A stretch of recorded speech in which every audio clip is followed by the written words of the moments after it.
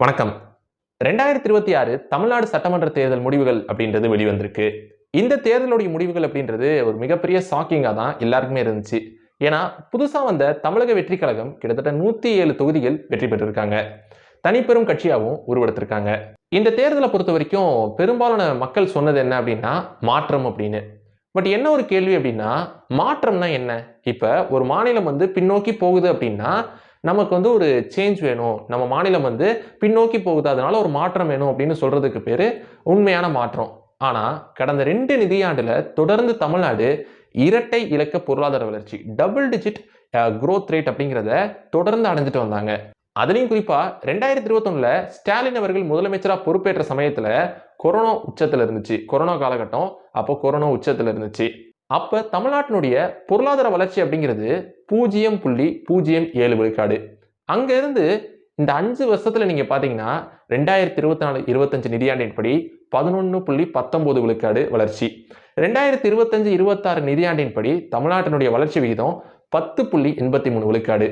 அதாவது இந்த இரட்டை இலக்க பொருளாதார வளர்ச்சி அப்படிங்கிறது கிட்டத்தட்ட 14 வருஷத்துக்கு அப்புறம் 2010, 11க்கு அப்புறம் இந்த டபுள் டிஜிட் குரோத் ரேட் அப்படின்றத தமிழ்நாடு அடைஞ்சிச்சு. இது சாதாரணமாலாம் அடையல. நிறைய இனிஷியேட்டிவ்ஸ் அப்படின்றத இந்த கவர்மெண்ட் எடுத்தாங்க.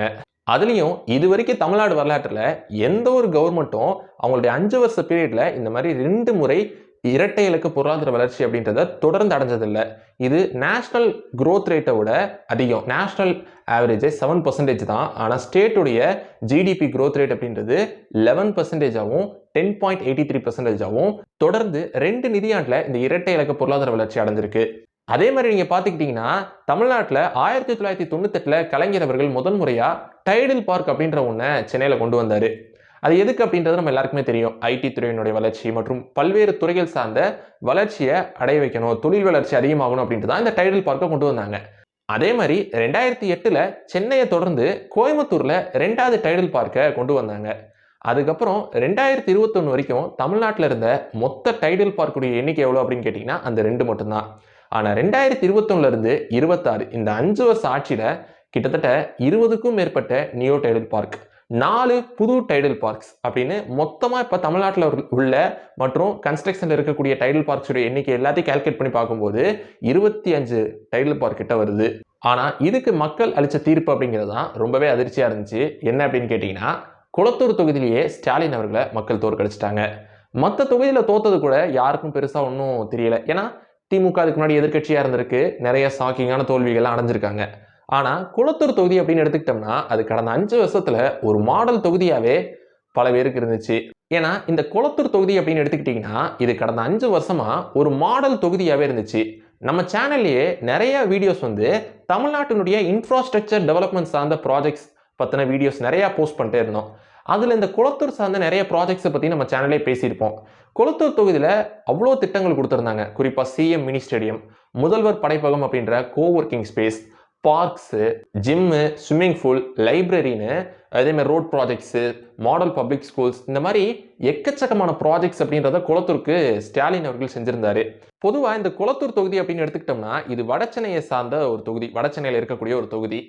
சென்னையை பொறுத்த வரைக்கும் எப்பயுமே தென் சென்னை வளர்ந்த ஒரு பகுதியா இருக்கும். அதே வடசென்னை கொஞ்சம் பின்னோக்கி உள்ள ஒரு பகுதியா இருக்கும். அதை மாத்தணும்னு சொல்லி தான் 2021ல ஸ்டாலின் அவர்கள் முதலமைச்சரான பிறகு வடசென்னை வளர்ச்சி திட்டம் அப்படின்ற திட்டத்தை கொண்டு இந்த குளத்தூர் தொகுதி உள்ளிட்ட வடசென்னையை சார்ந்த எல்லா தொகுதியிலையும் பல்வேறு ப்ராஜெக்ட்ஸ் கொண்டு வந்தாரு. ஆனா அதனுடைய முடிவு என்னன்னு கேட்டீங்கன்னா குளத்தூர் தொகுதியிலேயே அந்த மக்கள் முதலமைச்சர் ஸ்டாலின் அவர்கள் தோற்கடிச்சிட்டாங்க. அப்ப மக்கள் மாற்றம் அப்படின்னு எதை விரும்புறாங்க அப்படிங்கிறது தெரியல. ஏன்னா வளர்ச்சி பாதையில இருக்கக்கூடிய ஒரு விஷயத்தை மாத்துறாங்க, மாத்தி இன்னொரு மாற்று வேணும் அப்படின்னு சொல்றாங்க. அப்படின்ற பட்சத்துல எனவே அவங்க ஓட் பண்ணியிருக்காங்க, ஒரு பார்ட்டி ஜெயிச்சிருக்கு அப்படின்றப்ப அதை நம்ம ரெஸ்பெக்ட் பண்ணணும். தலைவனிங்க அந்த முடிவை நம்ம ஏத்துக்கணும். இருந்தாலும் குளத்தூர் தொகுதியிலேயே ஸ்டாலின் அவர்கள் தோற்கடிக்கப்பட்டது அப்படிங்கிறது மிகப்பெரிய அதிர்ச்சியா தான் இருந்துச்சு. ஏன்னா கடந்த 2021ல அவர் முதலமைச்சரா பொறுப்பேற்ற காலத்துல கொரோனா காலம் உச்சத்துல இருந்துச்சு. கிட்டத்தட்ட நீங்க பாத்தீங்கன்னா ஒரு நாளைக்கு 40,000 கேசஸ்லாம் ரிஜிஸ்டர் ஆயிட்டு இருந்துச்சு. 1000 பேருக்கு மேல தினந்தோறும் இறந்துகிட்டு இருந்தாங்க. பெட் வசதி சரியா இல்ல, வென்டிலேட்டர்ஸ் பத்தல, ஆக்சிஜன் சிலிண்டர்ஸ் பற்றாக்குறைன்னு மிகப்பெரிய ஒரு கடுமையான சூழல்ல தான் முதலமைச்சரா அவர் பொறுப்பேற்றுக்கிட்டாரு. ஆனா பொறுப்பேற்ற உடனே அவர் முதல் நாள் முதல் கையெழுத்து போட்டது மகளிருக்கு பேருந்துகள்ல கட்டணம் இல்லாம பயணம் செய்யக்கூடிய திட்டம். அதை தொடர்ந்து கொரோனா காலகட்டத்தில் வாழ்வாதாரம் பாதிக்கப்பட்ட மக்களை கருத்துல கொண்டு ஒவ்வொரு ரேஷன் அட்டைக்கும் தலா 4,000 வழங்கினாரு. கொரோனா காலகட்டத்துல தாய் தந்தையை இழந்த குழந்தைகளுக்கு 5 லட்சம் ரூபாய் வைப்பு நிதி அப்படின்ற திட்டத்தை அறிவிச்சாரு. அதே மாதிரி கேசஸ் அதிகமாக நிறைய பேஷண்ட்ஸ் வந்து கவர்மெண்ட் ஹாஸ்பிட்டல்ஸ்ல அட்மிட் பண்ண முடியல, பெட்ஸ் இல்ல அப்படின்ற உடனே பிரைவேட் ஹாஸ்பிட்டல்ஸ்லயும் கோவிட் ட்ரீட்மெண்ட்ட குடுக்கலாம்னு சொல்லி அந்த ட்ரீட்மெண்ட்டுக்கான செலவை கவர்மெண்ட்டே ஏத்துக்கும் அப்படின்னும் ஒரு உத்தரவு போட்டாரு. இதுக்கு மேல பிபிஇ கிட் போட்டுக்கிட்டு அந்த கொரோனா காலகட்டத்துல கொரோனா வார்டுக்குள்ளேயே போய் அந்த நோயாளிகளை சந்திச்சு ஆறுதல் சொல்லி இந்த களத்துல நான் முதல்ல நிக்கிறேன் அப்படின்றத காமிச்சாரு. அதை தொடர்ந்து சென்னையில பெரும் மழை வெள்ளம் வந்துச்சு. அப்பயும் அந்த களத்துல அந்த தண்ணியிலே இறங்கி மக்களோட நின்னு மக்களை பாதுகாத்து அதுக்கு பிறகு மழைநீர் வடிகால் திட்டம் கொண்டு வந்து நீங்க இப்ப கடந்த 2 வருஷம் பாத்தீங்கன்னா சென்னையில 2024, 25 2 ஆண்டுலயும் மழை காலத்துல குறிப்பா 2024ல ஃபெஞ்சல் புயல் வந்துச்சு. 2025ல டிட்வா புயல் வந்துச்சு. ஆனா 2024ல இந்த ஃபெஞ்சல் புயல் வந்தப்ப 2 நாள்ல சென்னை மீண்டு வந்துருச்சு. 2025 டிட்வா புயல்ல சில மணி நேரங்கள்ல மீண்டு வந்துருச்சு. ஏன்னா மழைநீர் வடிகால் பணி அப்படிங்கிறத முறையா செஞ்சதனுடைய விளைவுதான். அதை தாண்டியும் தமிழ்நாட்டில் உள்ள ஒவ்வொரு தனி மனிதரும் பெனிஃபிட் அடையக்கூடிய வகையில பல்வேறு திட்டங்களை கொடுத்தாரு. குறிப்பா மகளிர் உரிமை தொகை, விடியல் பயணம், நான் முதல்வன், தமிழ் புதல்வன், புதுமைப்பெண், தமிழ்நாடு முதலமைச்சரின் காலை உணவு திட்டம், தாய்மானவர் திட்டம், இல்லம் தேடி கல்வி, மக்களை தேடி மருத்துவம், இன்னுயிர் காப்போம் நம்மை காக்கும் 48, தோழி விடுதி, கலைஞர் கனவு இல்லம், கலைஞர் கைவினை திட்டம், ஊட்டச்சத்தை உறுதி செய்ய திட்டம், நீங்கள் நலமா திட்டம், பாதம் காப்போம், இதயம் காப்போம், உங்களுடன் ஸ்டாலின், நலம் காக்கும் ஸ்டாலின்னு இந்த மாதிரி திட்டங்களுடைய லிஸ்டே பெருசா போகும். அதை தாண்டி இன்ஃப்ராஸ்ட்ரக்சர்ஸ் அப்படின்னு எடுத்துக்கிட்டீங்கன்னா சென்னை கிளாம்பாக்கம் பேருந்து நிலையத்தில இருந்து, திருச்சி பஞ்சப்பூர் பேருந்து நிலையத்தில இருந்து தமிழ்நாடு முழுமைக்கும் பல்வேறு இடங்கள்ல புதிய பேருந்து நிலையங்கள் கட்டப்பட்டிருக்கு. அதே மாதிரி சென்னை கலைஞர் மல்டி ஸ்பெஷாலிட்டி ஹாஸ்பிட்டல்ல தொடங்கி தமிழ்நாடு முழுமைக்கும் பல்வேறு இடங்கள்ல புதிய கவர்மெண்ட் ஹாஸ்பிட்டல்ஸ் கட்டப்பட்டிருக்கு. இதை தாண்டியும் பல்வேறு மேம்பாலங்கள், குறிப்பா இப்ப சென்னையில மட்டும் 37 மேம்பாலங்கள். மதுரை அப்படின்னு எடுத்துக்கிட்டீங்கன்னா வீரமங்கை வேலுநாச்சியார் மேம்பாலம், அதே மாதிரி கோரிப்பாளையத்துல நேதாஜி சுபாஷ் சந்திரபோஸ் மேம்பாலம், திருமங்கலத்துல வீரபாண்டிய கட்டபொம்மன் ரயில்வே மேம்பாலம், கோயம்புத்தூர்ல ஜிடி நாயுடு மேம்பாலம்னு எக்கச்சக்க மேம்பாலங்கள் அப்படின்றது கட்டப்பட்டிருக்கு. இந்த மாதிரி bus stands, hospitals, libraries, bridges, road projects, மழைநீர் வடிகால் பணி, பாதாள சாக்கடை பணின்னு தமிழ்நாடு முழுமைக்கும் இன்ஃப்ராஸ்ட்ரக்சர் ஓரியன்டா அவ்வளோ ப்ராஜெக்ட்ஸ் செஞ்சிருக்காங்க. தொழில் வளர்ச்சி அப்படின்னு எடுத்துக்கிட்டோம்னா கிட்டத்தட்ட 10 லட்சம் கோடி அளவிலான முதலீடுகள் அப்படின்றத ஈர்த்து வந்தாங்க. அதுலேயும் குறிப்பா சொல்லணும் அப்படின்னா இந்த முதலீடுகள்லாம் களத்துக்கு வந்துச்சு அப்படின்னு கேட்டீங்கன்னா அதுக்கு பெஸ்ட் எக்ஸாம்பிள் வந்து தூத்துக்குடியில் அமைந்த வின்ஃபாஸ்ட் நிறுவனம், அதே மாதிரி டாடா லேண்ட்ரோவர் மற்றும் ஜாகுவார்னுடைய கார் மேனுஃபேக்சரிங் யூனிட்னு பல்வேறு முதலீடுகள் அப்படின்றதும் தமிழ்நாட்டுக்கு வந்திருக்கு. அவங்களுடைய மேனுஃபேக்சரிங் யூனிட்டை அமைச்சு இதனால தமிழ்நாட்டை சார்ந்த பல பேருக்கு இதனால வேலை வாய்ப்பும் உருவாக்கப்பட்டிருக்கு. இந்த மாதிரி நிறைய இன்வெஸ்ட்மெண்ட்ஸ் அப்படின்றதையும் கொண்டு வந்தாங்க. அதுக்காண்டி நிறைய இன்வெஸ்ட்மெண்ட் கான்ஃபரன்ஸையும் நடத்தினாங்க, கான்க்ளேவ்ஸ் நடத்தினாங்க. அதை தாண்டி Tidel park, SIPCOT industrial park, fintech city, knowledge corridor, global சிட்டின்னு இந்த மாதிரி நிறைய ப்ராஜெக்ட்ஸ் அப்படின்றதையும் ஒரு பக்கம் கொண்டு வந்துகிட்டே இருந்தாங்க. மறுபக்கம் நீங்க ஒரு கேள்வி கேட்கலாம், ஆனா இந்த ஆட்சி வந்து லா அண்ட் ஆர்டர்ல ஃபோக்கஸ் பண்ணிச்சா? அதே மாதிரி தூய்மை பணியாளர்கள் போராடினாங்களே, அரசு ஊழியர்கள் போராடினாங்களே, அதனால இந்த தோல்வியை கொடுத்துருக்கலாம் அப்படின்னு நீங்க சொல்லலாம். ஆனா அரசு ஊழியர்கள் போராடினதை கருத்துல கொண்டுதான் அவங்க எதுக்காண்டி போராடினாங்க அப்படின்றத பார்த்து அவங்களுடைய கோரிக்கைகளை நிறைவேற்றுற வண்ணமா தான் பழைய ஓய்வூதிய திட்டத்தை தமிழ்நாடு அஸ்யூர்டு பென்ஷன் ஸ்கீம் அப்படின்ற திட்டமா கொடுத்தாங்க. அதே மாதிரி தூய்மை பணியாளர்கள் போராடினப்ப அவங்களுடைய கோரிக்கைகளை ஏற்று சில கோரிக்கைகளை நிறைவேற்றி வச்சாங்க. குறிப்பா அவங்களுக்கான காலை உணவு திட்டம், தூய்மை பணியாளர்களுக்கான காலை உணவு திட்டம் கொடுத்தாங்க. அதே மாதிரி டெம்பரவரியா இருக்கக்கூடிய நிறைய தூய்மை பணியாளர்களை படிப்படியா பெர்மனன்ட் ஆக்குனாங்க. அதே மாதிரி பெண்களுக்கு எதிராக ஒரு குற்றங்கள் நடக்குது அப்படின்னா, ஏன்னா லா அண்ட் ஆர்டரை ஒரு பிரச்சனையா சொல்றாங்கல்ல, ஸோ அந்த பெண்களுக்கு எதிராக ஒரு குற்றங்கள்ல ஈடுபடுறாங்க அப்படின்னா அவங்களுக்கு அதிகபட்ச தண்டனையா முன்னாடி ஆயுள் தண்டனை இருந்துச்சு.